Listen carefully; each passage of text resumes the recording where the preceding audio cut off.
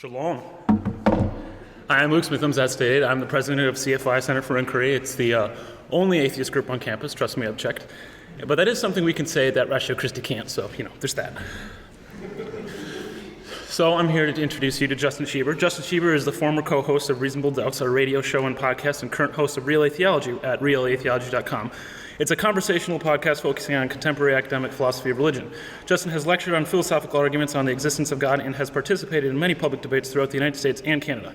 December 2016 saw the publication of An Atheist and a Christian Walk into a Bar, a conversational explanation of the merits of theism, co-authored with Canadian theologian Randall Roser, and published through Prometheus Books. Books will be available in the back afterwards, and also CFI will be available in the back handing out swag of all sorts. So hope to see you back there.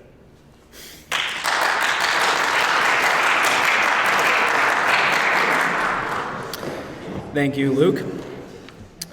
It has been an absolute pleasure working with CFI and co-hosting this debate. They have put a lot of work into making this event possible, and we are thankful for their willingness to participate in this respectful dialogue. Going forward, it is our hope to see this more interactions such as this among faith groups here at Grand Valley. As for myself, I am a member of RatioChristi, where every week we meet to talk about foundational issues of faith and truth. We are a Christian organization which hopes to challenge Christians to think deeply about their faith. Many students of various different faiths have also enjoyed discussing these important matters with us. Please visit our RatioChristi booth before you leave to get more information and to sign up for our emailing list. Also, you can follow us on Facebook at RatioChristi GVSU for more daily information on topics of faith and truth. Our representative in this debate is Tim Arndt. He is a Christian evangelist and apologist who has spoken at various high schools, colleges, and churches. He is also the chapter director of RatioChristi here at GVSU. There is nothing he loves more than a good conversation. His primary topics of interest are religion, literature, and philosophy. In this debate, each debater will offer a 15-minute opening statement, followed by 30 minutes of a back-and-forth conversation period where they can ask questions of each other and answer them accordingly. The event will end with 20 minutes of Q&A, so please prepare any questions you might have before that time. Without further ado, please give our first speaker, Justin Schieber, a warm welcome.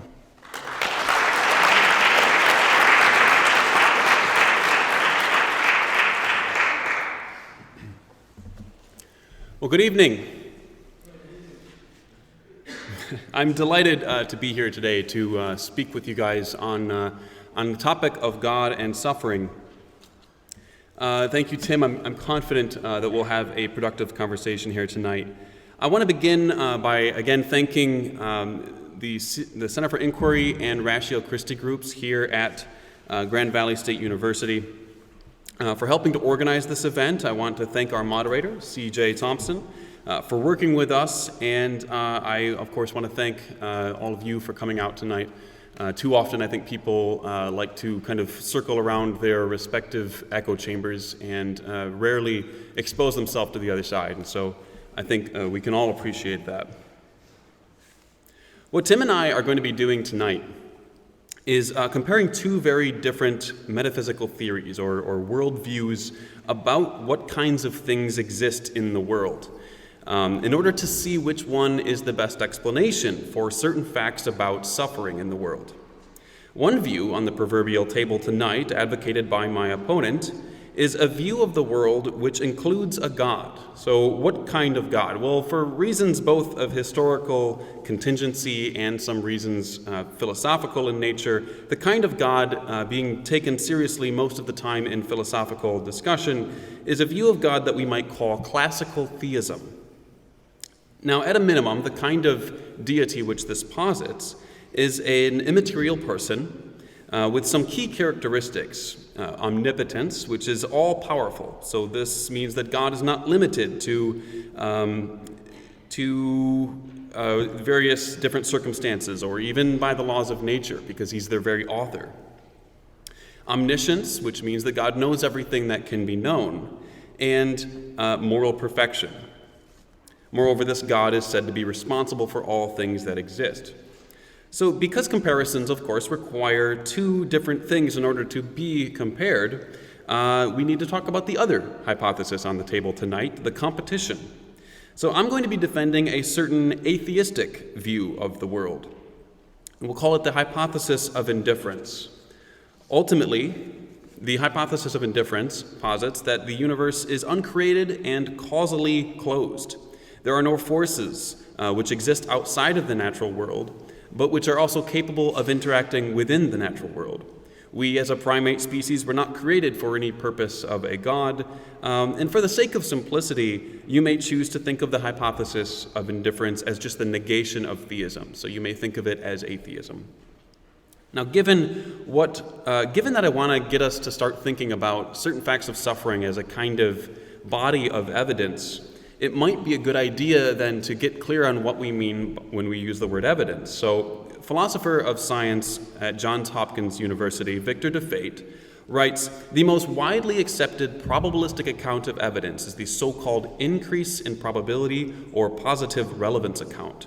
The idea here is simply that E is evidence for H if and only if E makes H more probable than it otherwise would have been. And so facts about suffering can count as evidence for the hypothesis of indifference if, upon taking them into consideration, we should think that the hypothesis of indifference is more probable than it otherwise would have been." Now for the argument. The problem of suffering is, of course, sometimes called the problem of evil, is an age-old problem or family of problems. Now, some of you may be familiar with what has been called the logical problem of evil or of suffering. This is the view, this is an argument which asserts that any suffering or evil is logically inconsistent with the existence of God. And so insofar as you can identify some instance of it, therefore you've disproved God. I'm not going to be that bold tonight. I want to give God a bit of a break. After all, we do have a bit of a history. My comparatively modest version of the argument claims that facts about suffering, while compatible with the existence of God, nevertheless provide significant evidence against the existence of God. The argument is actually quite simple. Premise 1, Justin's facts about suffering are very surprising on theism. Premise 2, Justin's facts about suffering are very unsurprising on the hypothesis of indifference. Therefore, Justin's facts about suffering are strong evidence in favor of indifference and against theism. So let's put some flesh on those bones of that argument. What do I mean by Justin's facts about suffering? Well, they come into two broad categories, one of them being moral suffering and the other being natural suffering. Moral suffering is suffering of humans and animals which results from the moral trespasses on the part of some human person in such a way that that human person thereby becomes morally blameworthy for that suffering. So here you can think of torture, physical or psychological, think of murder, violence, sexual abuse of various forms, dehumanization generally. Many times these aren't isolated instances, but are the result of larger systemic or organized efforts. So if you think of the kind of deplorable actions of a group like ISIS or of Nazi Germany or institutionalized slavery, it's important to notice that many of these kind of large-scale effects are only possible are only really possible because of what we might call a kind of general weakness of moral will within humans, and the ease with which we can be morally manipulated to do horrible things. Now, of course, nobody thinks that they can be morally manipulated to do terrible things, but it's probably true. In certain circumstances, everyone is going to be able to be morally manipulated in that way. And so the state of affairs is actually pretty poor when it comes to the kinds of beings that we are and the kinds of things that we are sometimes willing to do to each other. Now, on indifference, of course, this is not at all surprising. If creatures exist on indifference, then they are the product of blind evolutionary forces, and these forces do not care about our well-being any more than they would care about keeping a particular comet on course. On theism, however, our expectations about this kind of stuff unfolds quite differently. On theism, we'd expect that God would create a very different world from ours, a better world. Imagine, for example, that God created a world and populated it with what philosopher Evan Fales calls perfect creatures. So perfect creatures are creatures very much like God, But whereas God is himself uncreated, perfect creatures are created. So these creatures would be omnipotent like God, they would be omniscient like God, and they would be morally perfect like God. A world populated by such creatures would be free of murder, of rape, of exploitation, of theft, all on down the line. This is a world free of moral suffering. Such a world would be a far better world than the one that is populated by clumsy two-legged apes that routinely get themselves into tragic situations because of their many limitations and moral weaknesses that plague even their best of intentions and their best laid plans. The fact that our world contains not perfect creatures, but profoundly imperfect creatures, like us humans, makes much more sense on the hypothesis of indifference. But let's now turn to the second category of suffering, which is natural suffering. So, natural suffering of humans and non-human animals. This is suffering which results from the operation of natural processes in such a way that no human person can be morally accountable for the resultant suffering.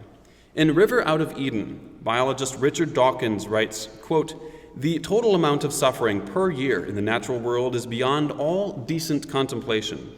During the minute that it takes me to compose this sentence, thousands of animals are being eaten alive. Many others are running for their lives, whimpering with fear. Others are slowly being devoured from within by rasping parasites. Thousands of all kinds are dying of starvation, thirst, and disease. If there ever is a time of plenty, that very fact will automatically lead to an increase in the population until the natural state of starvation and misery is restored." Now notice that the suffering and death here caused by the perpetual selective pressures isn't just an unfortunate byproduct of a particularly well-designed system. Rather, the suffering and death is intrinsic to the deplorable natural system that we have. If God exists, we are well within our epistemic rights to call upon the author to explain. Moreover, what about the suffering of humans that results from earthquakes, tornadoes, unpredictable droughts, and tsunamis or disease?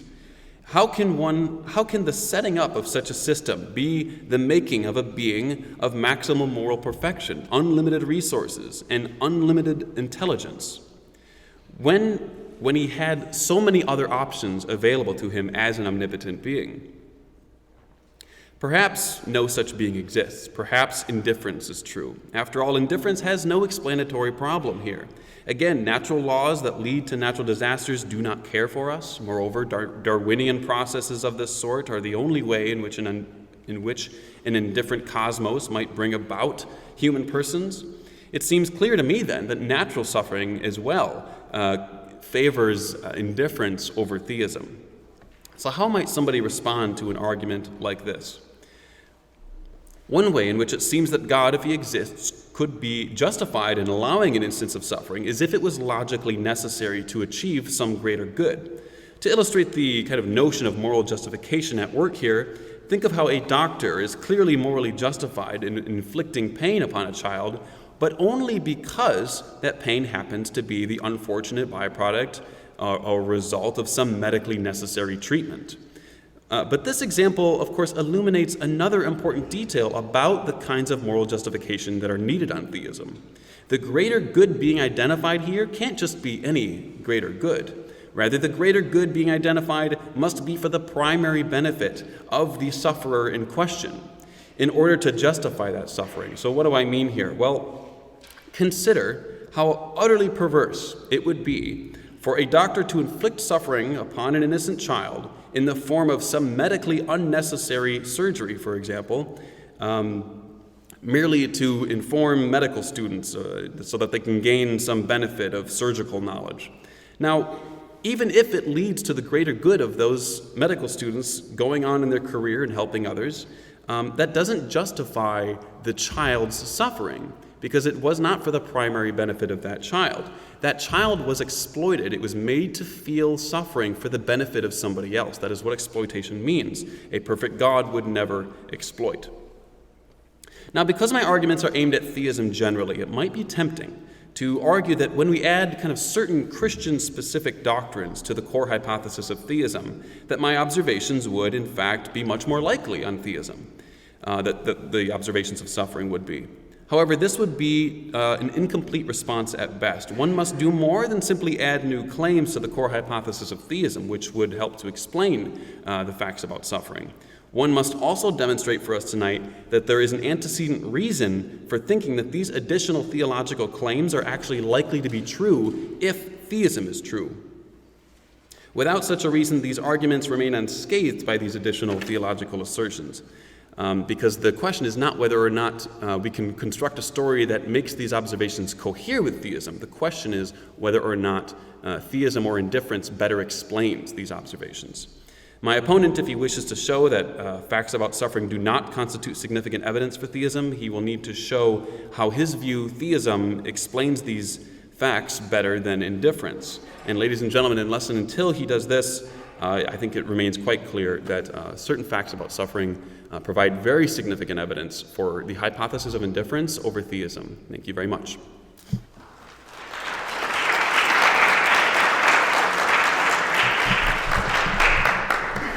Thank you, Justin.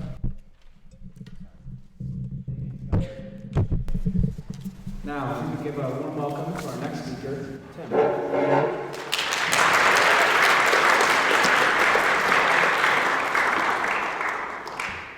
Well, thank you all so much for joining us here today. When I was looking on Facebook, I saw that we had about 20 people who RSVP'd, so I was getting a little worried, but thank you for showing up. I also want to say a big thanks to the Center of Inquiry. They put a lot of hard work into making this event possible. Also, thank you to the RatioChristi team for the support you've shown me and the work you put into this event. And I also want to thank Justin. Justin is the one who actually invited me to participate in this debate. And a quick word about Justin. I really respect this guy. I respect him for a couple reasons. One is that I've watched several debates of him. I've invited him to RatioChristi events. We've met and had coffee. And he always carries himself in a very respectable manner. And we always have great dialogue. But most of all, I respect the fact that he thinks deeply about the fundamental questions of life.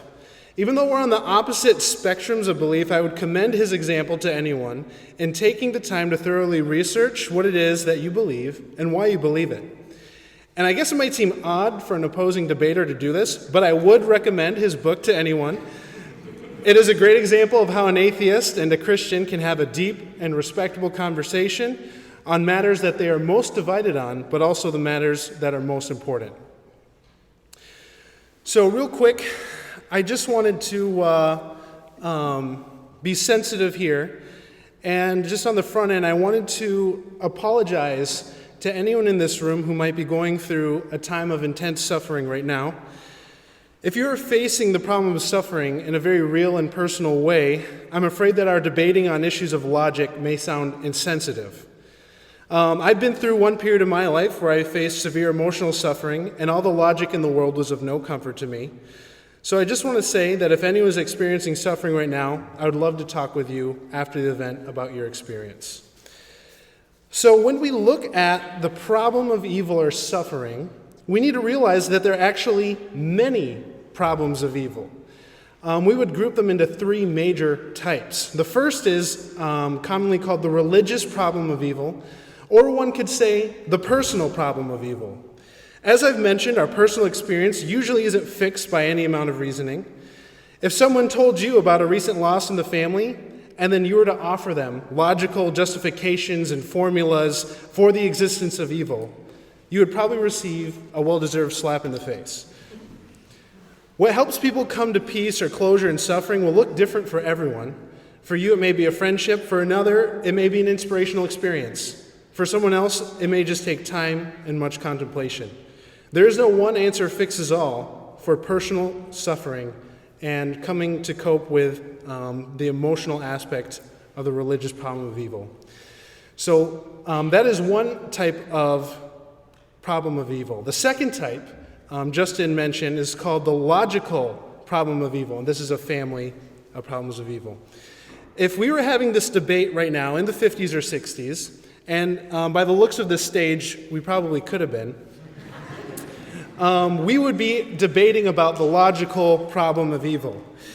And the logical problem of evil, what it sought to show was that it was impossible for an all-knowing, all-powerful, and all-good God to exist simultaneously with evil. Note that I said it sought to show that the existence of God and evil simultaneously was impossible. Well, through many defenses and answers, which philosophers often call theodicies, offered such as Plantinga's free will defense or Hicks' whole-building theodicy, various greater good defenses, theonomist theodicies, Leibnizian theodicies, and many more, it was shown that it is in fact possible for God and evil to exist at the same time. So the atheists sought to prove that God and evil could not exist at the same time, but the arguments failed. The logical problem of evil was shown to be solvable. J.L. Mackie, William Rowe, and many other highly esteemed atheistic philosophers have admitted that the logical problem of evil is in fact solvable. So with the failure of logical problems of evil came the popularity of evidential problems of evil. This is the type of problem of evil that we are debating here today. I won't spend too much time explaining what they are, since Justin just presented a very strong example of an evidential problem of evil. I would differentiate it from the logical problem in this way. So the logical problem of evil sought to show that it was impossible for God and evil to exist at the same time. The evidential problem seeks to show that the amount and intensity of suffering in the world makes it unlikely for a God to exist. The atheists switched from trying to prove that it was impossible for God to exist given evil, to arguing that evil makes it most likely that God doesn't exist. So today, the way I'll respond to evidential problems of evil is not by offering the demonstrative answer to the problem of evil. In fact, if anyone here were to tell me that they did know the demonstrative, final, and true answer to the problem of evil, I would actually challenge them on that, because I don't think any man does have the ultimate answer to the problem of evil. I think if we did, we wouldn't be having this debate here today. So since I'm not going to offer the answer to the problem of evil, how then will I defend against this argument that Justin has brought to the table?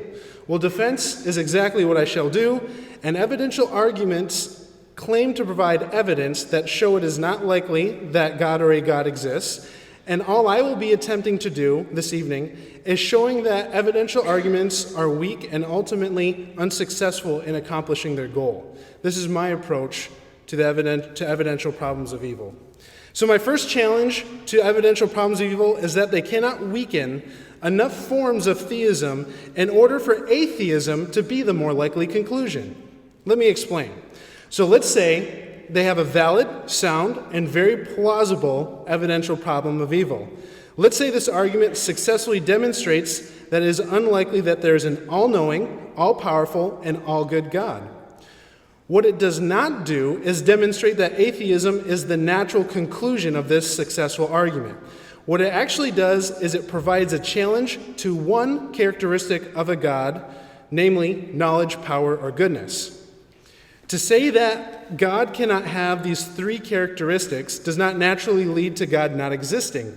It merely criticizes one of these attributes of God. So if this argument is successful, it would still be rational to believe in God. For example, one could still believe in the God of an open theist. Open theists is a fairly large group within Christianity.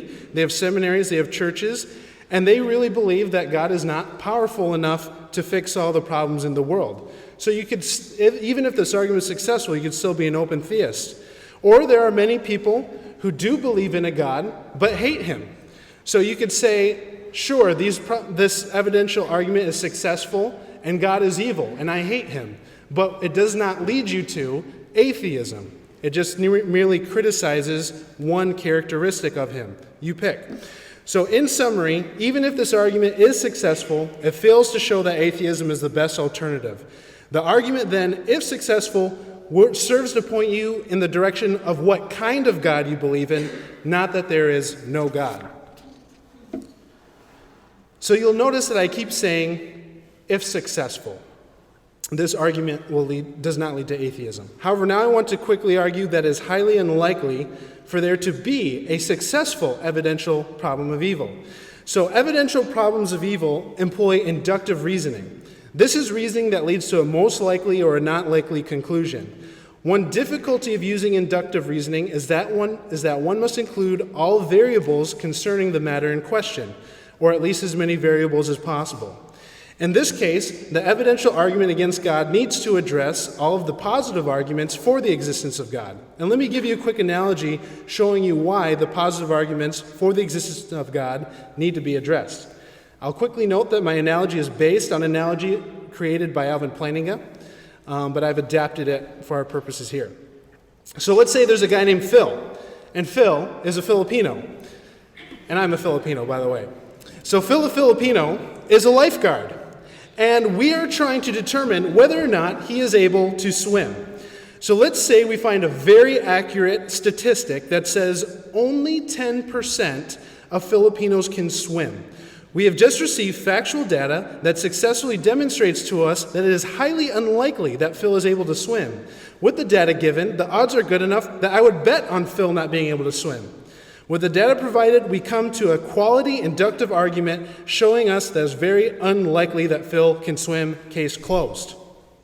However, we come across a second highly accurate set of data or statistic, and it tells us that 99% of Filipino lifeguards can swim. So now what is the likelihood that Phil can swim? It's quite good. The second set of data has overcome the first, and the likelihood that Phil the Filipino can swim is actually very high. It is the same thing with evidential problems of evil. Even if atheists are successful in providing evidence that make it unlikely that God exists, they need to demonstrate how that evidence is not overcome by all the other positive evidence for the existence of God. And there's a lot of evidence in favor of God existing. I would mention several quickly here. William Lane Craig's Kalam cosmological argument for the existence of God has been one of the most debated and discussed arguments in the world of philosophy for the last several decades. Why is that? It's because it presents a very strong argument for the existence of God that needs to be taken seriously and is taken very seriously by all philosophers. Also, various forms of teleological arguments are being taken very seriously, such as the fine-tuning argument. The late Christopher Hitchens said that in a discussion with other prestigious atheists, he asked which argument for the existence of God is the most problematic for us as atheists. And most of them said the fine-tuning argument. And then another example, Quinton Smith, one of the best atheistic philosophers and debaters, has said that if you put all the atheists and Christian philosophers in the same room and held dozens of debates, the Christians would win 9 times out of 10. Obviously, Dr. Smith doesn't believe the Christians are in the right, but my point is this.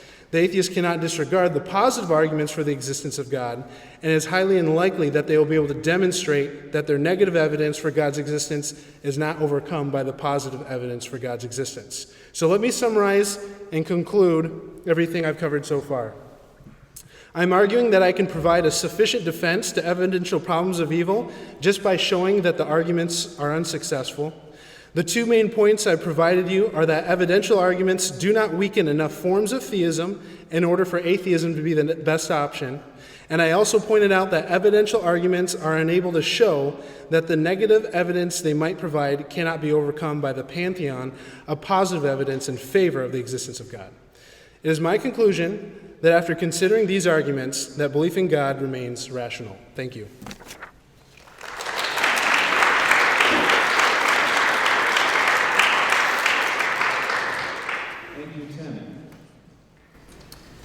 Justin and Tim will now engage in a conversation-style debate prompted by a starting question provided by me.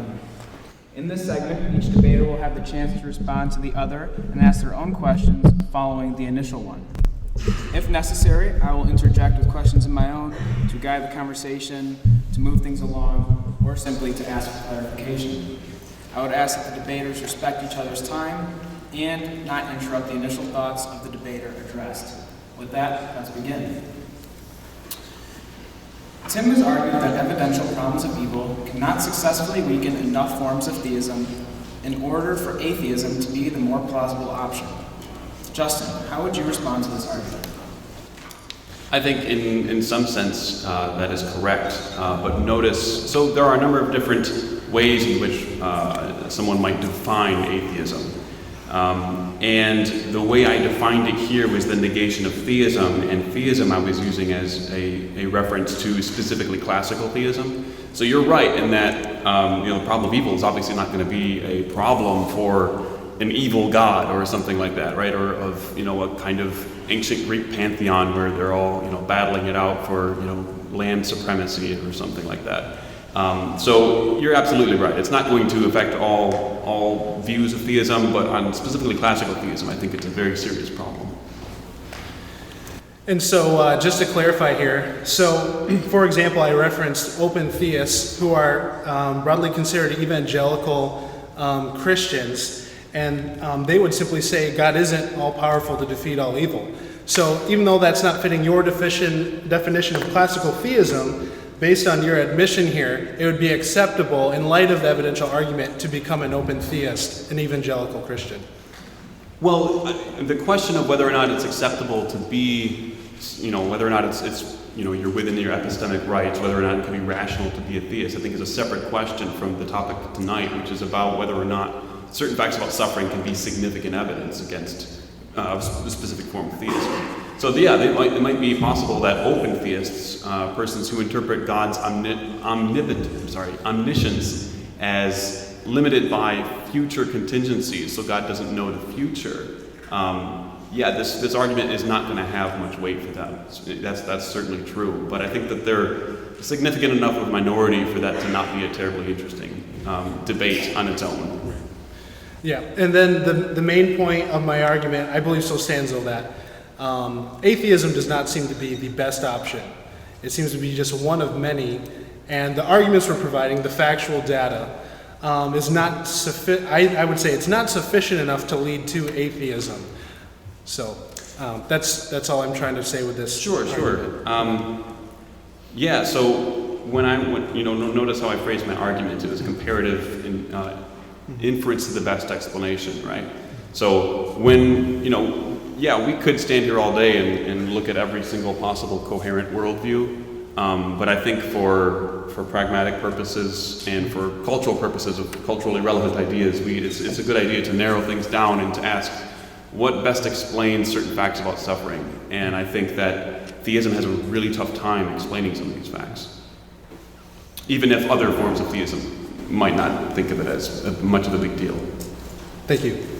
Okay, so we move on to our next question.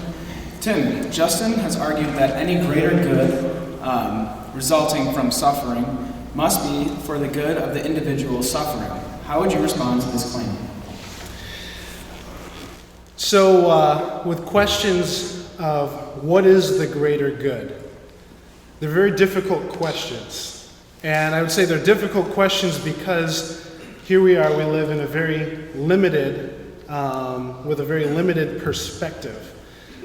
There is an analogy that's been provided where it shows a young child, knows that there's going to be a party at the house later that evening, and they ask the Dad, can I stay up and stay at the party?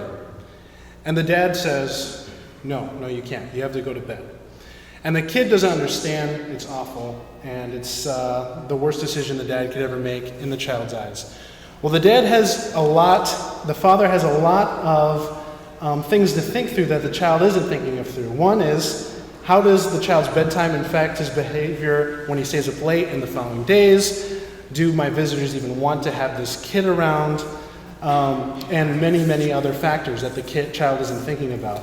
So that analogy I just serves to say that when wondering what is the greater good, how can any of us determine what the greater good really is? I would suggest to you that rather than our 60, 70 years of lifespan and our knowledge we hold versus, and put your theist glasses on if you're an atheist, an eternal being who's existed for all time and beyond time,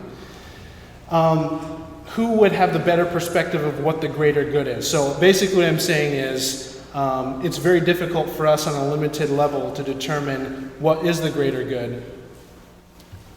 So at least with respect to the question being asked about whether or not the greater good that seeks to justify some instance of suffering must be for the primary benefit of the sufferer. Your analogy seemed to support that, right? So you're positing this father figure who, does something that his child doesn't like, and the child sees it as evil from his perspective, right? But the reason it's justified from a broader perspective, from a perspective of someone who knows all the facts here, it's justified because getting to bed on time has benefits for that child. So it seems like you agree that is an important limitation on available theodicies, that the greater good must be to the primary benefit of the sufferer. Obviously, the analogy is not a perfect analogy, but all the analogies fall apart at one point or another. But at least with respect to the analogy you chose there, it seems that you would accept my qualifier there.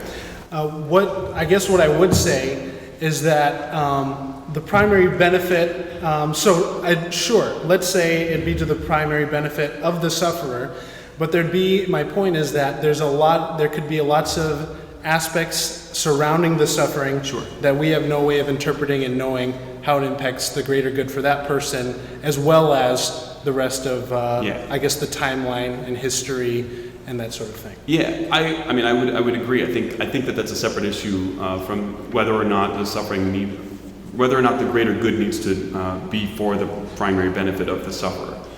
With respect to all the, because we're finite beings compared to God, God is going to have a lot of reasons that we don't have access to. I think that's a perfectly fine move to make, but it doesn't undermine my inference. And the reason why is because we're comparing two different hypotheses as to their ability to explain the data. I'm arguing that the suffering is unlikely on theism. Your response is, we're not in a position to say that. But nevertheless, premise 2 still says that the suffering is expected on difference. And so to that degree, it's still a better explanation, because mystery is not an explanation. Not being able to assess premise 1 is not an explanation. Therefore, indifference is going to be left by default as expecting and predicting the data at hand. And so it is a better explanation, I think. Yep, so the thing is, we're coming down to the question here of who has the better explanation. And so within theism, like I've said, I don't think anyone, any Christian or theist, has the answer provided.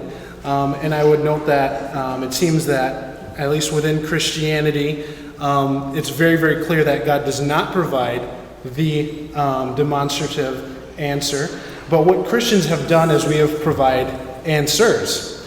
And so kind of the idea is that we provide answers that are, like you said, they are coherent and they work. And in fact, we're just defending God's answer. So now, with that in mind, so we have answers that make our option possible. And then you're lobbying saying that evil makes it unlikely for us and more likely for atheism. Now we come down to who gets to decide which makes it more likely or not. So for most theists, they're going to find the answers presented by theists to be sufficient and to be good reasoning. And then as far as atheists, obviously since you already accept the worldview, I guess what I'm saying is we're both kind of coming from assumptions. And so the problem is that when it comes to the atheist attacking the Christian perspective, or I should say the theistic perspective, it's going to be very difficult for you to use evidential arguments in such a way that you can demonstrate that you do have the better explanation. It'll seem to only be the better explanation to those who already agree with you. Okay, so you make some important points there.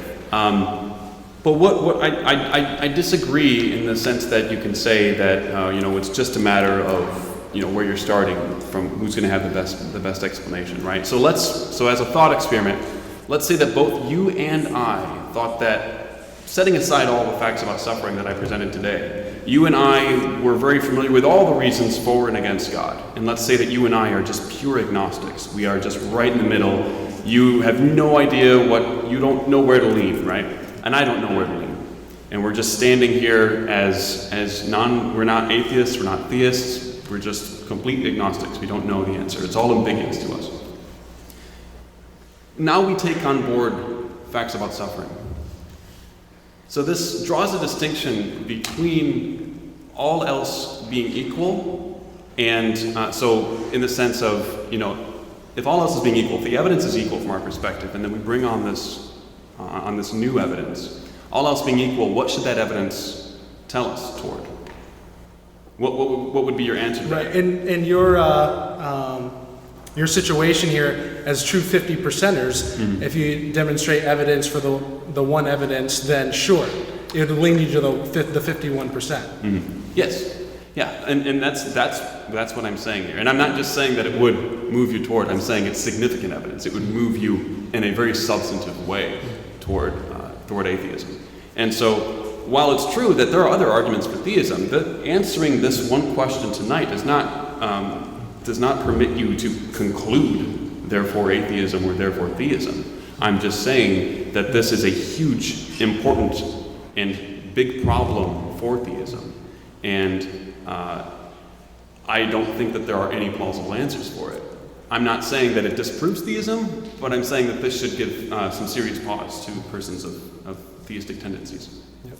So, in reference to the analogy I gave earlier, I would say that, sure, you may have evidence, but it would be, in the case of Filipino, you have the 10% of all Filipinos, only 10% can swim statistic.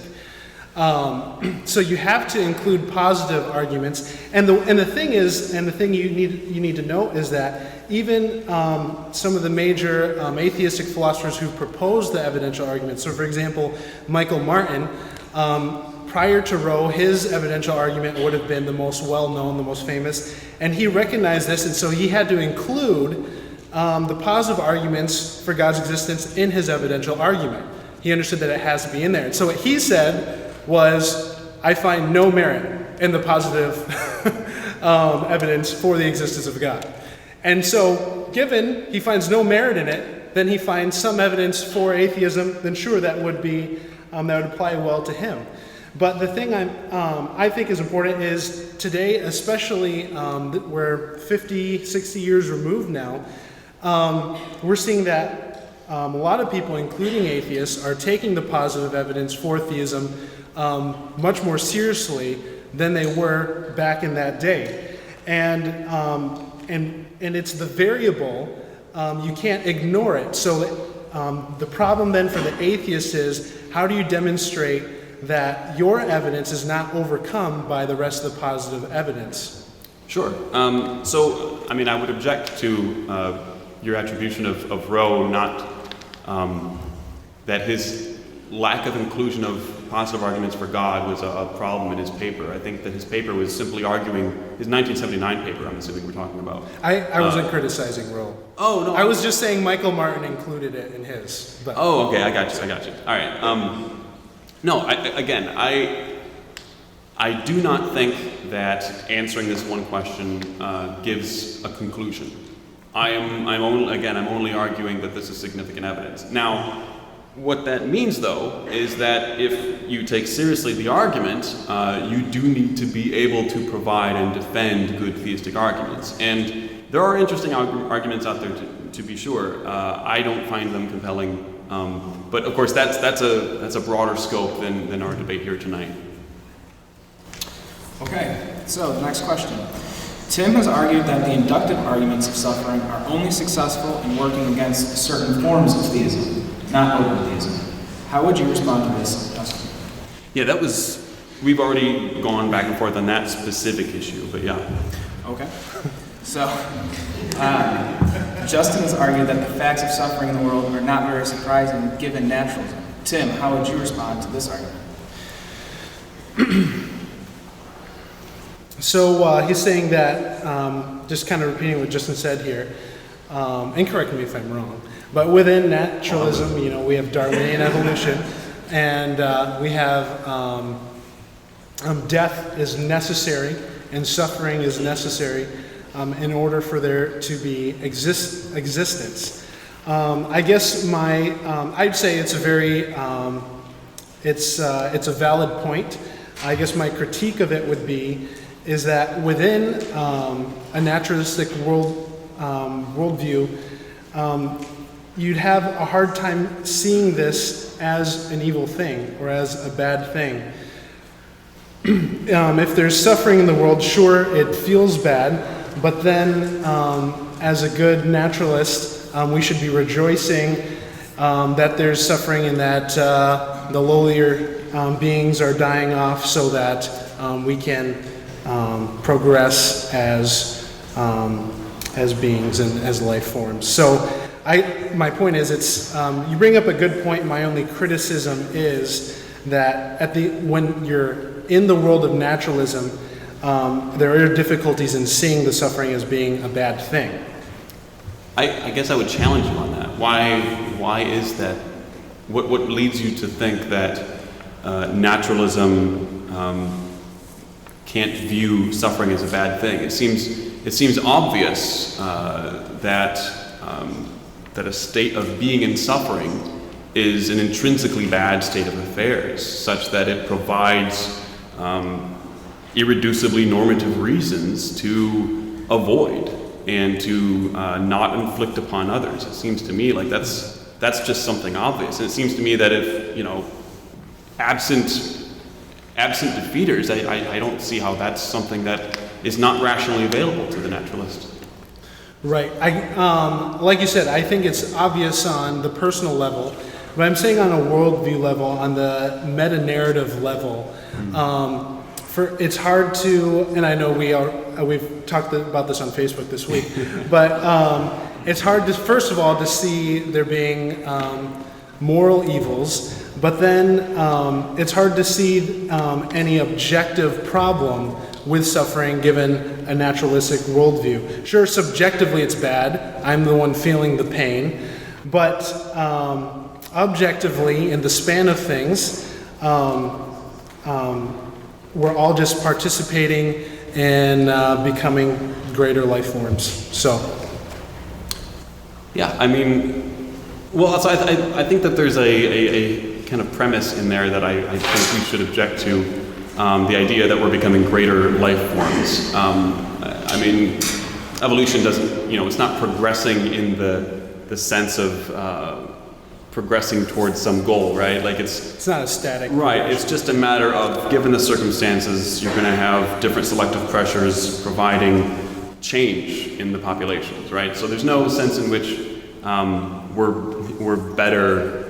We are quite different, obviously, from non-human animals in the sense that we have the capacity to reason, we have the capacity to recognize our actions and the way in which they affect those around us, and so they do provide moral reasons that kind of supervene on those kinds of states of affairs. And so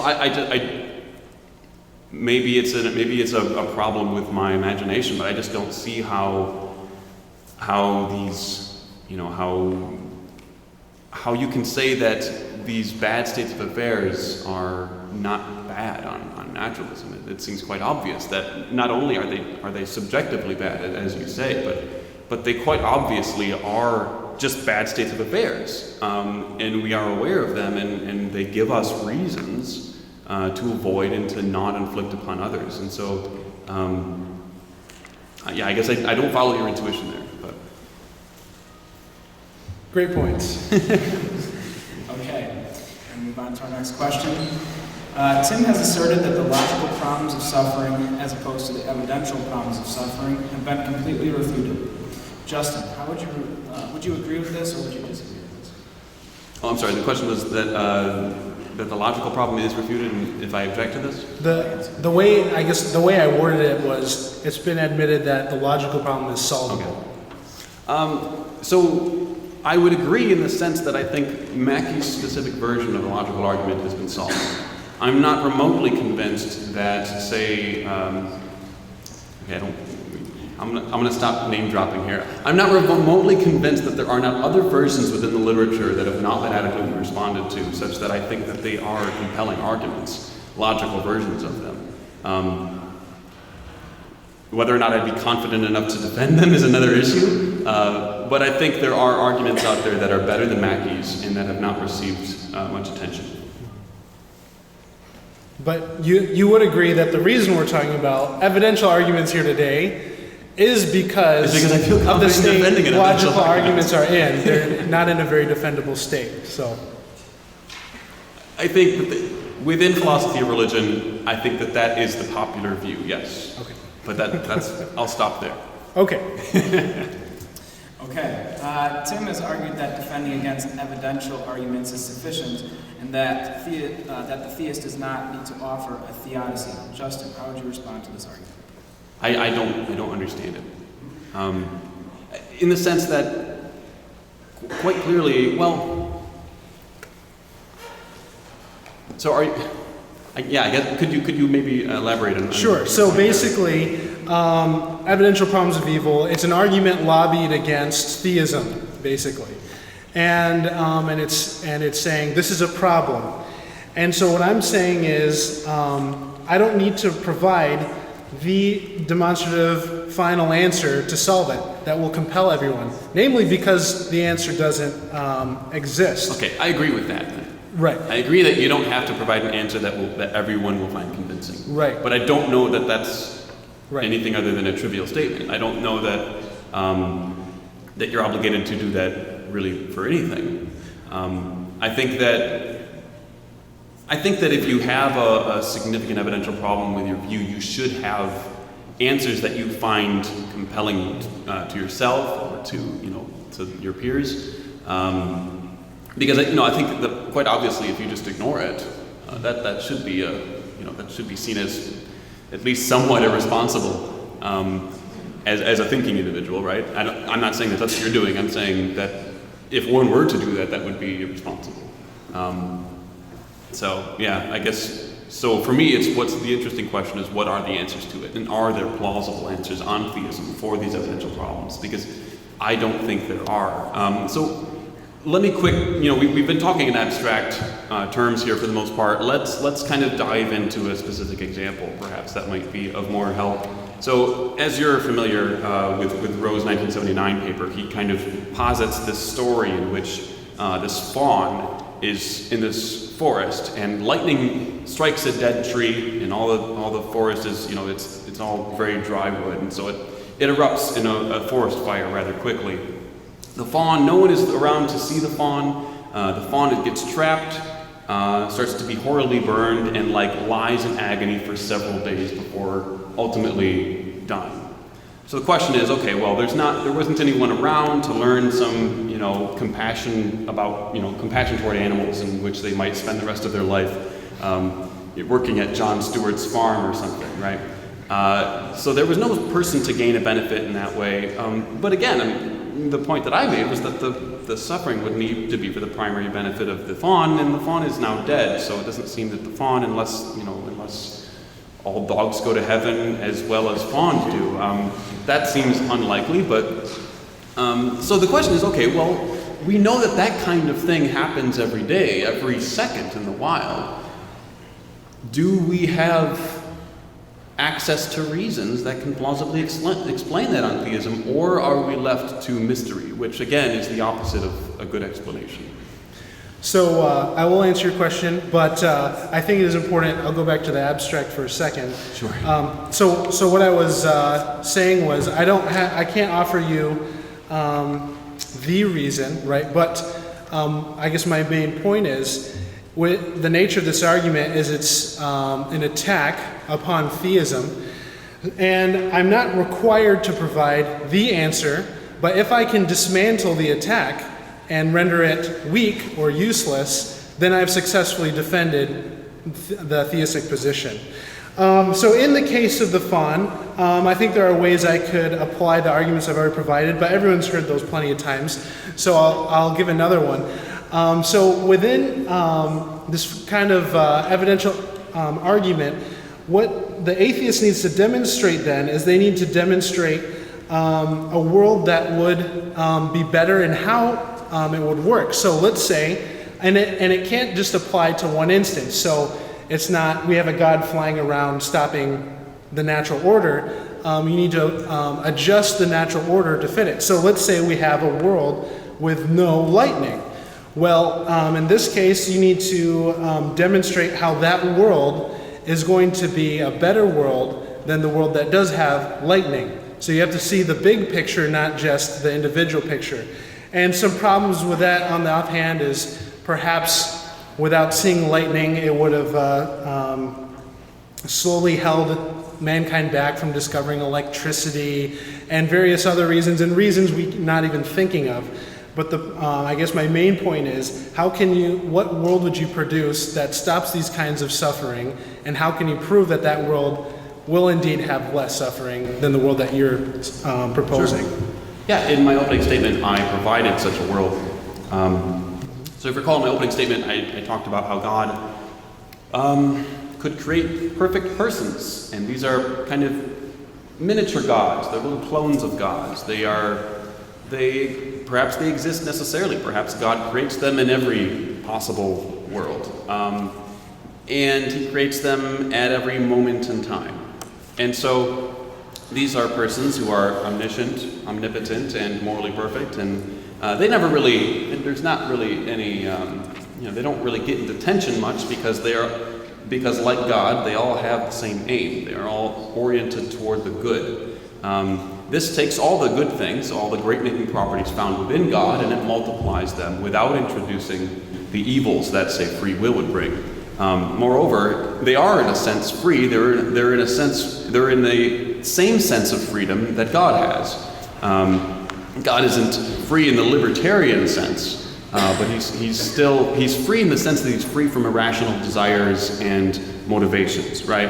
And we think of God as the moral standard. And so quite clearly, if we're to compare perfect freedom that is found in God and libertarian freedom, clearly perfect freedom is better. So there's no reason to create finite persons who choose things in a libertarian way. That's a kind of abstract point, but my point is that God could make this world of perfect persons. So, yep. So yeah. I'm going to appeal to the theist Hick on this one, who says he's his favorite theist commenting on this topic.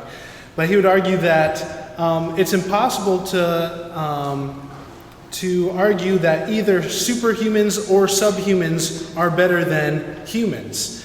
So we could say, sure, on a physical level, it would be better to be superhuman. But for reasons God may have, for example, soul building, building character, building depth of personality, and that sort of thing, it may be necessary that we are indeed human and not superhuman. Okay. Yeah. My question then would be, what is so good about character building? If God is the standard of all goodness, and he just is the perfect character, why would it not make better sense to just build persons of perfect character? In other words, it might seem to us as persons living in the actual world that building character is a good thing, because in the actual world we know, we want to build persons who can express certain bravery in the face of evil that happens, right? But that, of course, assumes that we live in this actual world. What I'm interested in is why God would create persons that are less than perfect in the first place. And so while character building might be good in a world like ours, that begs the question that God would create a world like ours. What about God creating an entirely different world, one where soul building just never comes into the picture? It's not a good in and of itself, it's only an instrumental good in a world like ours. So I just don't find Hick's theodicy to really carry any weight, specifically in response to positing worlds that are just very different like ours in the first place. Yep. And again, it's an answer. It's not the answer. And in reference to your comments, so I think you're exactly right. I think in a way I am begging the question, but I think you are also begging the question, assuming that this world of superhumans would be better. And just a quick note on the why did God not create perfect beings? If you're in biblical Christian theology here, he originally did. So. Wait. So yes, it's true that on Christian theology, there are persons that are pure and have high moral character, Adam and Eve, and then they screwed up, right, and all this happened. There are a number of There are a number of problems with that. First of all, it's just not true. Second of all, when I talked about perfect persons, I was talking about persons that were not only morally perfect, but they were omniscient and omnipotent as well, like God. And so, at least in the way that I defined, or rather, philosopher Evan Fales defines perfect persons, Adam and Eve are definitely not perfect persons in that sense. They're quite obviously massively ignorant compared to God. They're quite massively weak compared to God. And even their moral perfection, obviously, was quite finite as well. They really liked fruit. So. Unfortunately, we are out of time for this segment, but thank you both. So great. If we could please give them both a round of applause.